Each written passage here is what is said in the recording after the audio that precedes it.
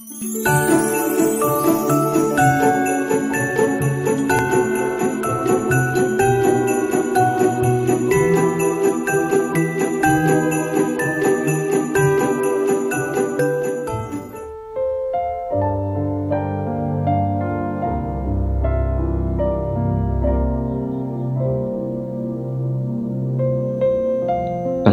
na malayo sa pamilya, paano nga ba magiging masaya? Kung isang OFW na kagaya mo ay malayo sa pamilya.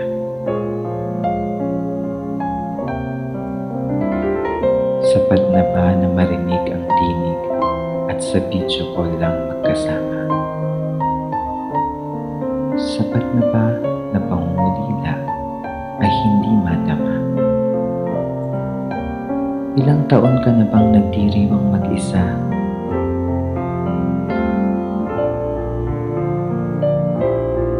Ilang taon mo nang hindi nakakasama ang iyong pamilya?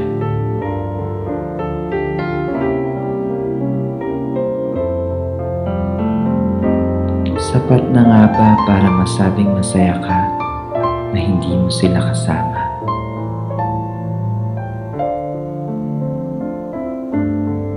Sa paglipas ng panahon, magkakaroon ng kaibigan.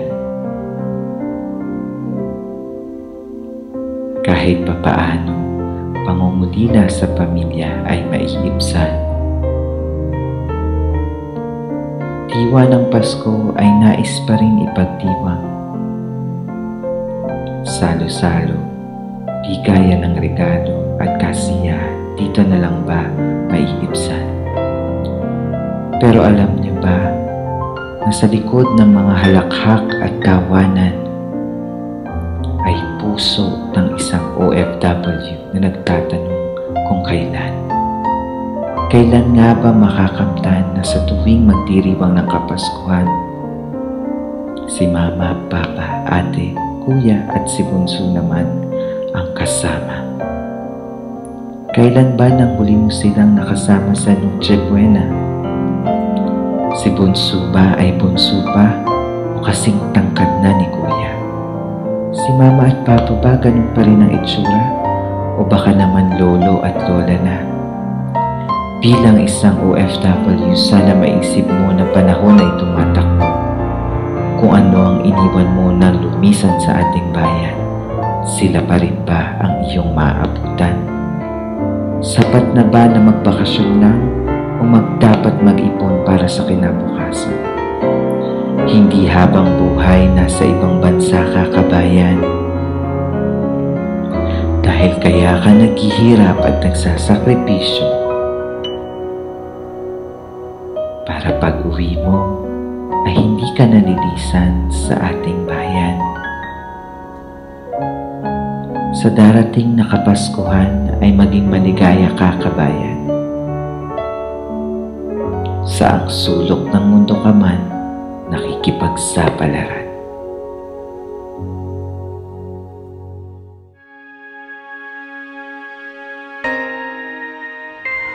Hi, I'm Milo Liberato and I've been an OFW for 9 years. Hi guys! It's me, Momay from Donya Buding's vlog. This is Donya Buding po. My name is Josil Manggilimutan. Bale, ano na ako dito sa Malaysia, mga 6 years, more than 6 years na. Hi, I'm Jenga. 6 years na akong OFW dito sa Malaysia.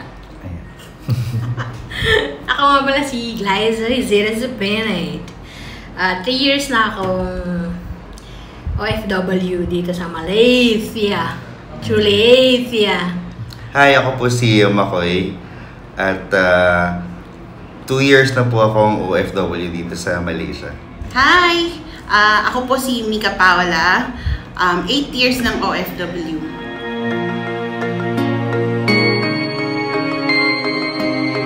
Sige, the first thing that I miss is the caroling, because in the Philippines, as early as September, October, the children will start caroling na, and that's the sign that it's already the Christmas season.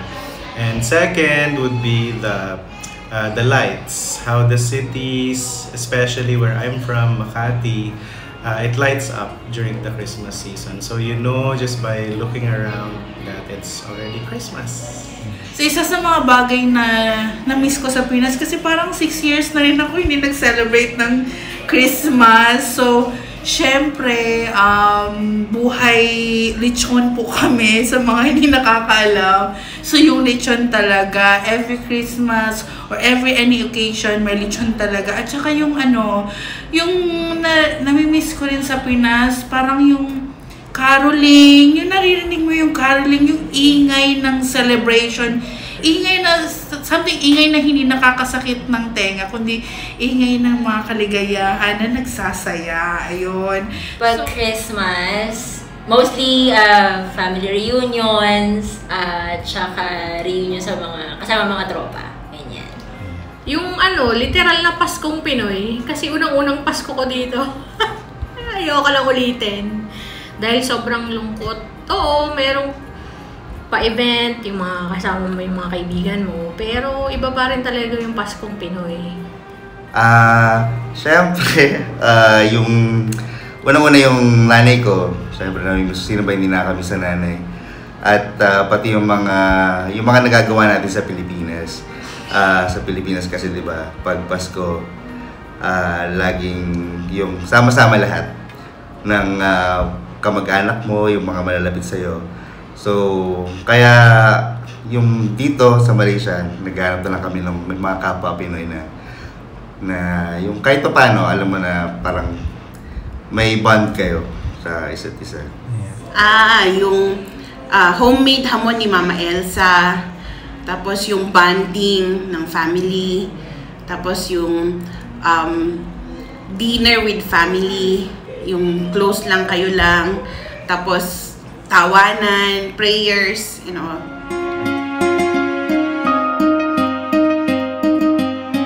So actually, my families are in the Philippines and the US.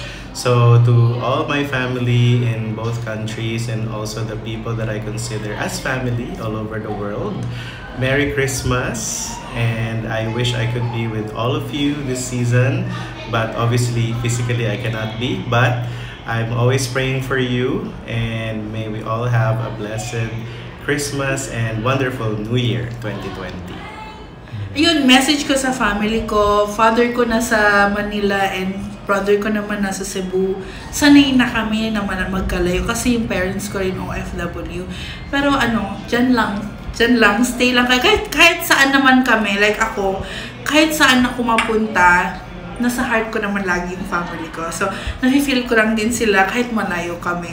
At saka bilang bagong family lang din ako, 2 years na kinasal, buti na lang.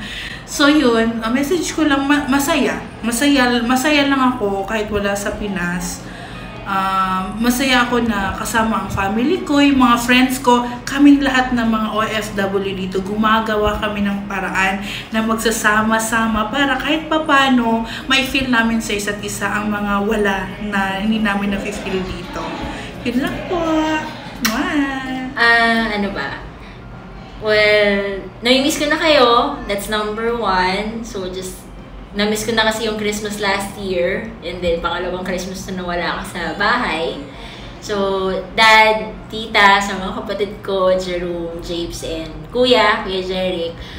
Nami-miss ko na kayo. Sana next Christmas matuloy.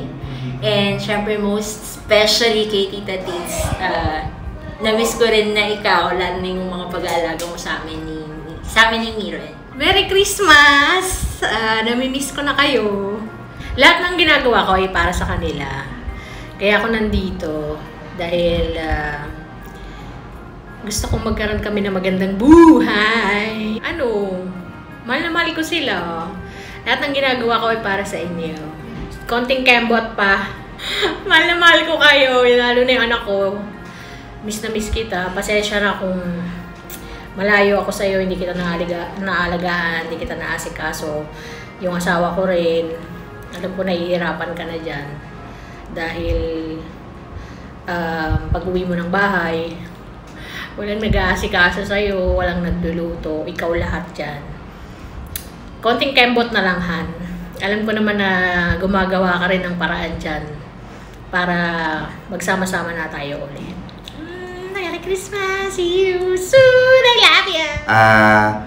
Hi Ma, okay lang ako dito.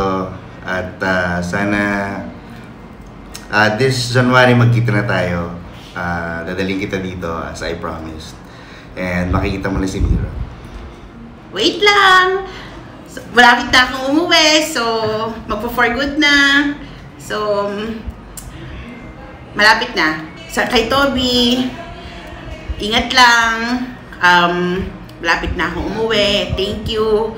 So, Toby, Ading, so alam ko marami ka ng pinagbago.